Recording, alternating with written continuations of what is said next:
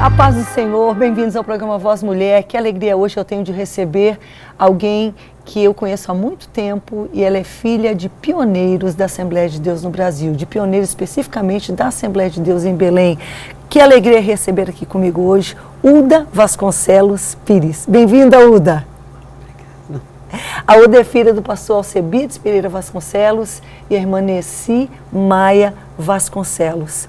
Vocês são quantos, Uda? Quantos irmãos? Atualmente só 3. Né? Mas quando, originalmente, vocês eram... Nós éramos 7. Uau! Aí ficaram vivos só 4, né? Entendi. A vida era dura, né? Era uma muito, coisa... Muito. Hoje, a gente sabe que uma família pode perder filhos hoje, mas era uma ocorrência mais comum naquela época. Exato. Ainda mais que eles estavam no interior, no sertão, né? Entendi. Com muita seca e tudo. Então, os primeiros perderam. E ficaram 4. E ficaram 4. A Bianci, Udanci, ou é Uda só? Não, Udanci, Adnanci e El Levi. E El Levi. Uma família querida. O único homem nasceu depois. Nasceu depois, foi um rebento que veio já temporão mesmo. Eu tinha 21 anos quando ele nasceu. Sério, Uda? E a Adna tinha 14. 14 já. E já havia uma distância grande entre você e a Adna. E depois o Iel. Mas é certo também que a sua mãe criou outros sobrinhos. Os dois, teve esses 2 sobrinhos, porque os pais faleceram, né? Aí o papai foi buscar. Entendi. Deixa eu aproveitar logo, mostrar aqui umas fotos que eu tenho. E desculpa, eu já não estar com eles tudo exatamente na mão, mas está aqui uma foto bem antiga, não sei se dá para ver, tá certo? O Iel, esse rapazinho abaixado, a Abi, essa da direita da foto, pastor Alcebiades, a Adna, formada médica aí no meio, a irmã Nessi, e na ponta esquerda, a Uda, que é realmente... Aqui estão eles, junto, numa foto mais antiga ainda. Aqui, na verdade, o Iel ainda não havia nascido. Aqui só estava a Abi, a Uda e a Adna, né? Mas nessa foto está também a família do pastor Túlio Barros Ferreira. E quem é a irmã... Aqui na ponta está o pastor Alcebiades, né? A irmã Nessi e os filhos. E por lado de cá o pastor Túlio Barros e a irmã Eunice segurando o Jeremias aqui. O Samuel e a Ana Lúcia não tinham nem nascido ainda, né? Na época, antes deles irem para a Bolívia. E aqui na ponta do lado direito, nessa foto, está a Lina, que é alguém também que fazia parte da família, na verdade. Foi 25 anos que morou conosco. 25 anos que ela morou com vocês. Uda, a gente vai já ver, inclusive, vamos fazer o seguinte, vamos logo ver uma matéria que mostra algumas pioneiras mulheres mesmo. A gente sabe que o batismo do Espírito Santo veio, a primeira pessoa a ser batizada do Espírito Santo no Brasil, no início da Assembleia de Deus, foi a Celina de Albuquerque, uma mulher. A segunda também foi uma mulher, a irmã Maria de Nazaré. E depois é que veio o irmão do Bu. Mas vamos lá assistir essa pequena matéria.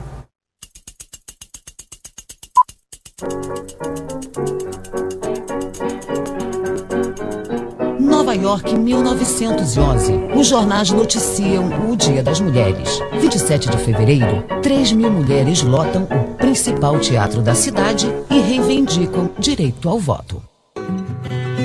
Belém, 1911. Contrariando os padrões sociais da época, uma mulher, Celina Albuquerque, professora, 35 anos, foi a primeira a receber a chama pentecostal pregada pelos pioneiros Daniel Berg e Gunnar Wingren, em concordância ao evento descrito em Atos dos Apóstolos. Desde a igreja do primeiro século, o papel da mulher tem sido marcante para a expansão do Evangelho de Jesus. Frida Wingren, enfermeira, Lídia Nelson, artista plástica, musicista, a primeira mulher a tirar a carteira de motorista no estado do Pará. Estas mulheres iniciam a história de muitas outras que marcaram a trajetória do pentecostalismo em todo o Brasil.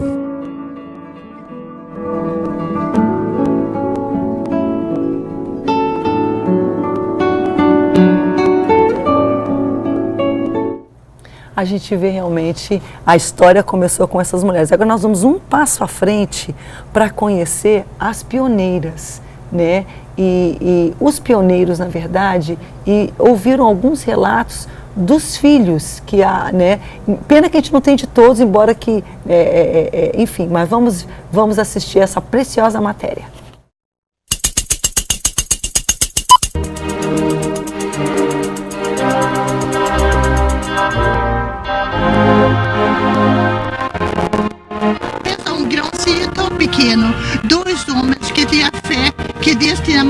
eles para um lugar certo mesmo. E este lugar, ele podia crescer tanto, mas pode ser um grão mais pequeno do que 2 homens jovens, sem nada, sem igreja atrás que podia mandar dinheiro. Eles mesmos tinham que fazer tudo, né? É uma coisa tão fantástica.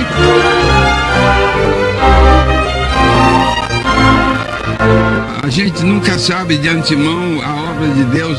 É um segredo que não se revela somente com o tempo, não é? E ninguém imaginava que haveria um progresso, um aumento tão grande como tem agora, mas isso tudo prova que é Deus que está de trás de tudo, e não é o homem, mas é Deus que faz a obra.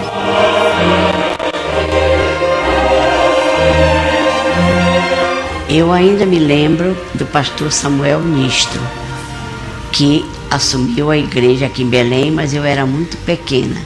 Depois o pastor Samuel Nistro transferiu-se para o Rio de Janeiro e o pastor Nélis Nelson assumiu a igreja em Belém. E o pastor Nélis Nelson morava bem juntinho da igreja, né? E ele era um homem muito grande, gostava de fazer estudos bíblicos. Naquele tempo tinha escola bíblica aos sábados. Ele gostava de ensinar muito a palavra de Deus.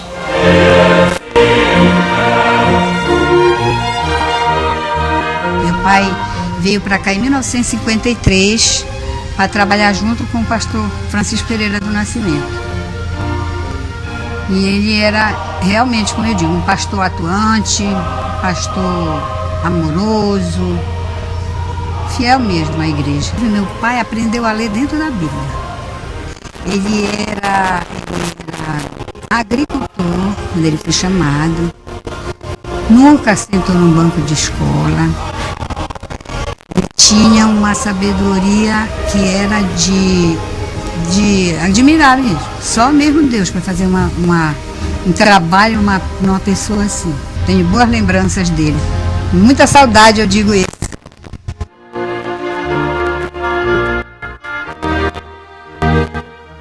Ele nasceu no interior do Piauí, mas ele, quando conversava conosco, ele sempre falava ele sempre foi encantado com essa questão do saber, né, do conhecimento. Até onde ele conseguiu anotar, ele leu a Bíblia 119 vezes, pra você ter uma ideia. E os últimos 5 anos ele leu a Bíblia de joelho. Ele acordava, dobrava o joelho e lia a Bíblia.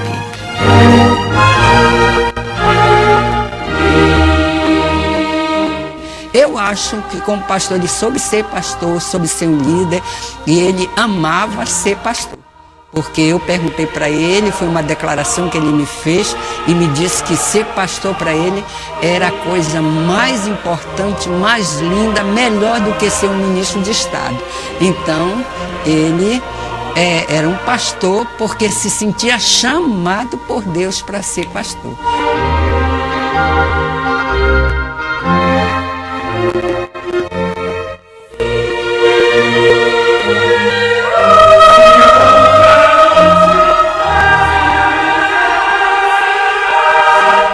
A gente viu aí a Uda dando depoimento e ela aqui falando para mim que das 119 vezes que ele leu, sendo que nos últimos 5 anos de joelho, a Bíblia, antes dele se converter... Não, antes de se decidir por Cristo. Logo ele foi evangelizado, Entendi. Ele procurou logo começar a ler a Bíblia. E leu lá quando ele decidiu, ele já tinha lido uma vez.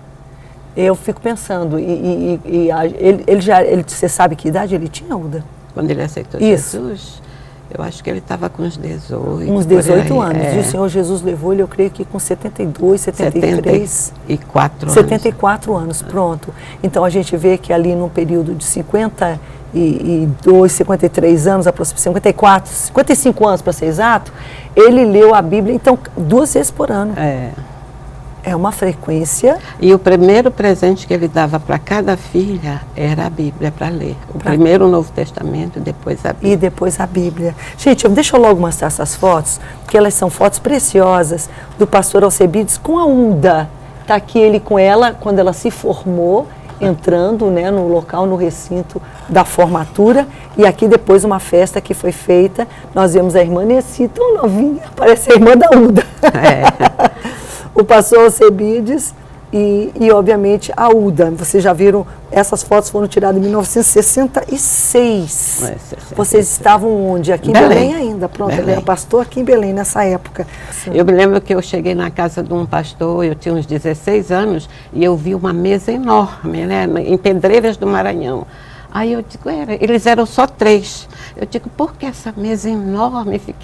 Mas quando foi sábado e domingo, eu fui saber, aquela mesa era servida às vezes 2, 3 vezes, que o pessoal vinha da colônia para participar da ceia na sede, né? Então, na casa do pastor também na capital, quando eu era jovem, sempre tinham outras jovens, porque os pastores do interior mandavam suas filhas para estudar na capital e ficavam lá em casa. Então, e era uma casa pequena, né? A gente sempre morou em casa pastoral. Hoje muita gente já não sabe nem o que é isso, mas o pastor morava na casa pastoral. E ali todos nós, a moça que, a minha mãe, quantas vezes ela servia a todo mundo e para ela ficava faltando. Entendi. Entendi. Então era uma vida bem diferente, né? É uma vida difícil. Eu me lembro, a gente estava acho que em São Luís Maranhão, no centenário da igreja lá, e estávamos ao redor da igreja, já Descansa com o Senhor, ele já descansava a essa altura, do pastor Estevão Ângelo.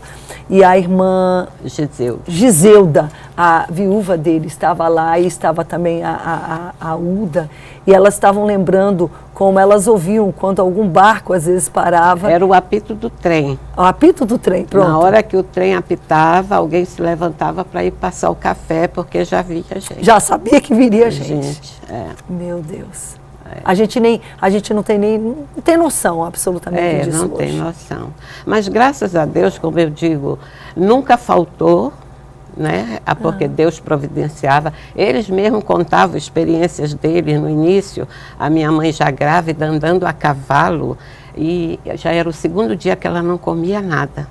E ela estava já se sentindo meio trêmula, e o papai, eles passando numa determinada propriedade, eles viram um franguinho, daqueles de pescoço pelado, correr assim. Então o papai parou, aí bateu, a senhora veio, né? Ele disse, olha, eu dou o que eu tenho aqui no meu bolso, era 5 réis daquele tempo.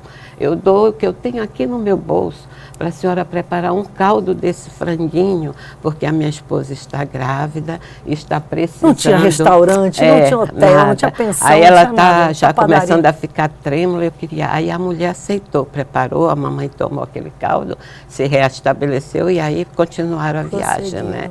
Então ele mesmo, o começo dele foi só com aquele matulão na costa, que chamam, né? Aquele quase que saco com a rede, e andando a pé. Não tinha transporte, não tinha nada, né? Era a pé mesmo. E a pé. Então ele Depois, foi pioneiro em muitos animal, trabalhos no interior do Maranhão. Do interior do Maranhão. Porque com a posição de evangelista, ele tinha que andar. O evangelista não ficava na cidade, ele tinha que fundar trabalho. A gente tem que entender, hoje a gente vê a Assembleia de Deus espalhada por todo o Brasil, mas essa história foi contada com trabalho, chamado, sacrifício, e às vezes as pessoas pensam que todos eram, porque durante muito tempo se dizia assim, o assembleano é pobretão, é perrapado, é analfabeto, mas não, já naquela época havia pessoas muito inteligentes, muito preparadas, tanto que pastor Alcebiades depois se tornaria o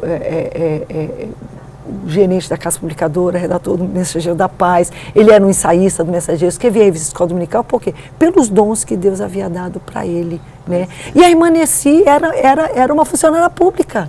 Foi aqui em Belém que ela se tornou funcionária pública. Ela fez concurso? Fez o concurso para o INSS. Que ano era isso? Você lembra? Foi aqui em Belém. Não, 60, né? 60. Pensa uma mulher, esposa de um pastor. Então a gente vê, era claro que muito sacrifício, mas a gente vê pessoas inteligentes, pessoas que podiam ter feito a vida em outra área, mas fizeram a sua vida trabalhando. O papai, ele tinha profissão, ele era ourives de profissão. Olha. Meu avô era ourives. Olha só. Só que, e ele estudou o primário todo, porque a gente vê o ensino hoje em dia não é muito como é assim, importante no sentido do saber. Muita gente quer cursar faculdade e tudo, mas você vê hoje uma pessoa, às vezes, que tem faculdade e você, procurando se aproximar daquela pessoa, você não vê conhecimento nela. Já antigamente, por exemplo, no tempo do meu pai, ele fez o primário todo, mas naquele tempo, lá no interior do Piauí, estudavam até latim. Para você ter uma ideia. Ele tinha um português, gente, impecável. Impecável. E a minha mãe também, ela era muito inteligente. Tanto é que foi oferecido para ela uma bolsa de estudo no internato, que o professor lá achava ela tão inteligente, foi falar com a minha mãe que ela queria muito estudar. Mas aí a minha avó disse assim, não, a minha filha não precisa de estudo, ela precisa de um marido, que era a mentalidade daquele tempo, né?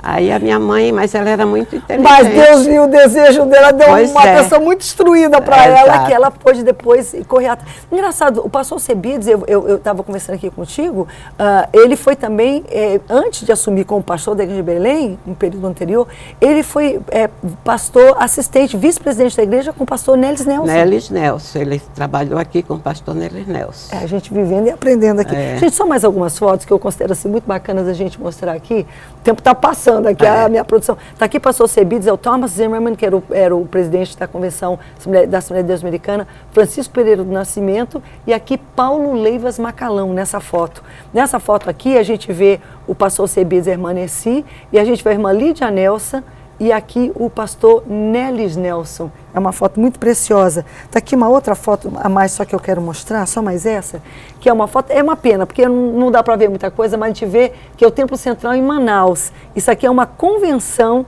da Assembleia de Deus de 79. Aqui eu estou vendo tanta gente que eu conheço, mas eu quero encerrar com essas duas fotos aqui. Essa foto aqui é do pastor Cebides, numa convenção também, eu acho que na reunião do ministério, melhor dizendo, em Manaus, mas está aqui do lado dele já o Samuel. Samuel já era pastor auxiliar dele lá em Manaus. Então isso aqui devia ser mais ou menos os idos de 1980, 81, 82, 83. O Senhor Jesus levou o pastor Cebides em abril, eu creio, de 88. Correto? Isso. Vamos assistir logo esse VT e convidar todos vocês para estarem conosco nos 108 anos da Assembleia de Deus aqui em Belém do Pará.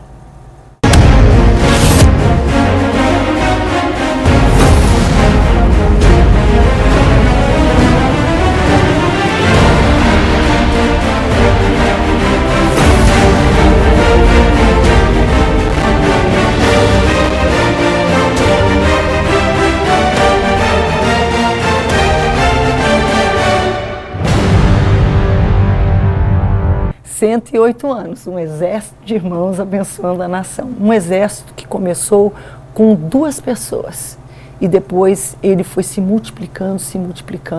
E eu diria que ainda hoje, em muitos lugares, né, Uda, como já foi durante tanto tempo, pequenos pelotões, né? A gente pensa um exército, a gente pensa assim, todo um povo, mas nem sempre esse exército está junto, ele está espalhado. E quem sabe você está se sentindo só. Eu vou inclusive pedir que a Melissa e o Guga já venham para cá, porque já já eles vão cantar uma das canções que eles gravaram e prepararam para 108 anos.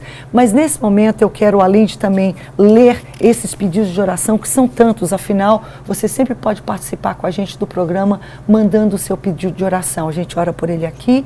E a Missão com Mulheres, o nosso relógio, 24 horas de oração, Uda. Te leva lá para a sala de oração, te ajoelha em cima, a gente ora e intercede por cada pedido de oração que chega aqui na Boas Novas. Lucas capítulo 18, verso 1, Jesus conta uma parábola, ele conta a parábola do juiz iníquo. E ele fala de uma viúva e ele quer ilustrar ali a importância da gente orar sem esmorecer. Da gente diante da dificuldade, diante do problema, diante da barreira, a gente não desistir, mas a gente prosseguir. Quando a gente pensa, medita, volta para lembrar a história dos nossos pioneiros, se hoje nós achamos que passamos dificuldades, o que se dirá do tipo de dificuldade que eles passavam naquele tempo? Mas eles não desistiram. E nós estamos aqui hoje pela graça e a misericórdia de Deus manifesta na vida deles. Mas eles tiveram que tomar uma posição. Eles tiveram que tomar uma decisão. Se eles iriam ali parar diante da dificuldade, diante do problema, diante do assalto, diante do ataque. Quantos ataques, Uda? Quantos momentos, quantos apedrejamentos que o pastor Alcebiades sofreu e que tantos dos nossos pioneiros sofreram, mas eles não recuaram. Quem sabe, às vezes, feridos, atingidos. E hoje, certamente, as dificuldades são outras, mas não são menores. São muito desafiadores. E nesse momento, eu creio que o Espírito de Deus está falando ao nosso coração, da importância de hoje nós não esmorecermos.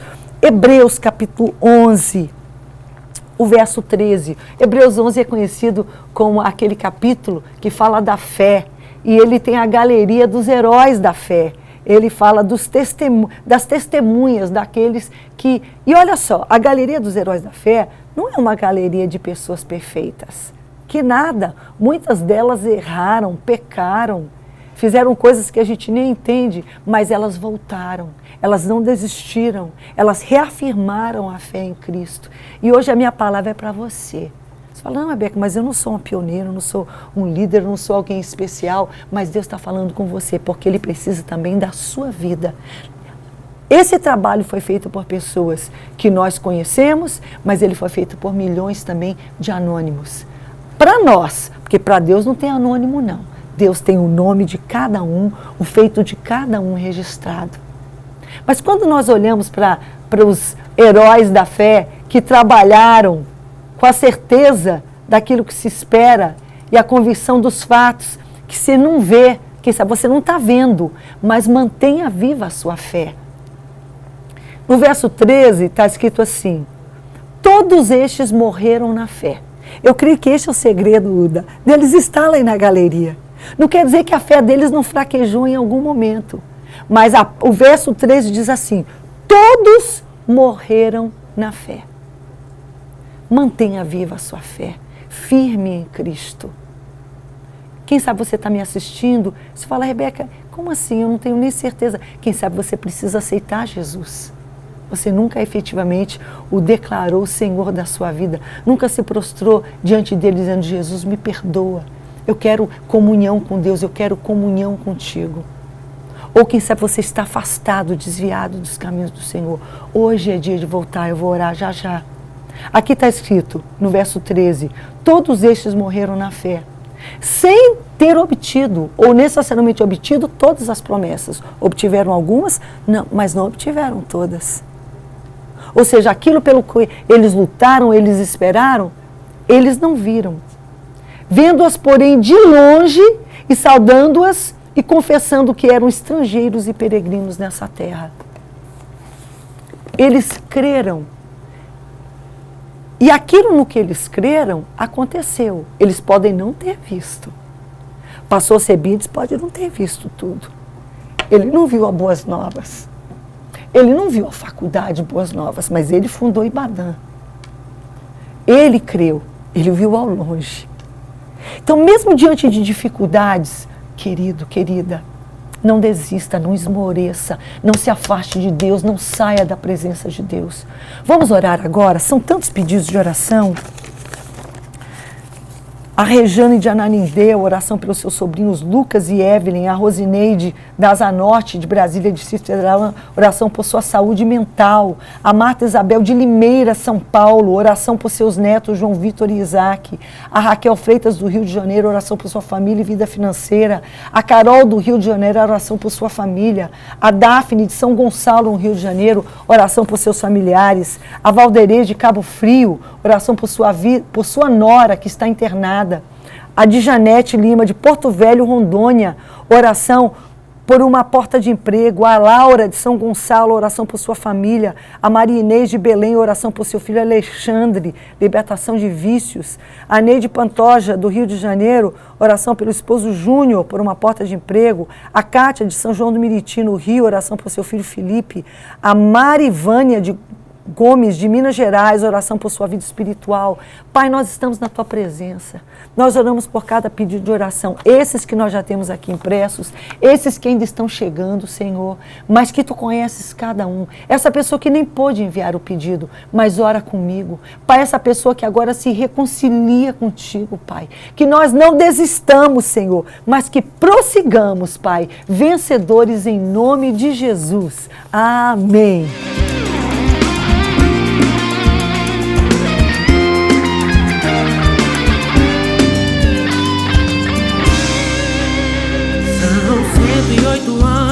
De batalha e oração, Daniel Berg e Gunnar sempre com a espada nas mãos. A palavra de Deus foi a base do chamado, foi então que aconteceu o primeiro